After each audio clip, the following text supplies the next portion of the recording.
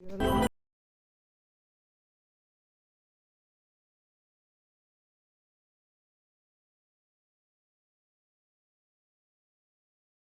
লাগাচ্ছেন, মানে এগুলো কোন জায়গায়, মানে ফলন এগুলো কেমন? এটা হচ্ছে হাইব্রিড মরিচের গাছ। এগুলো কেমন যার কেমন দামে এগুলো বিক্রি হয়? এগুলো হচ্ছে কেজি ধরা বা পাকা মরিচ, কাঁচা মরিচ দুটাই আমরা বিক্রি করি।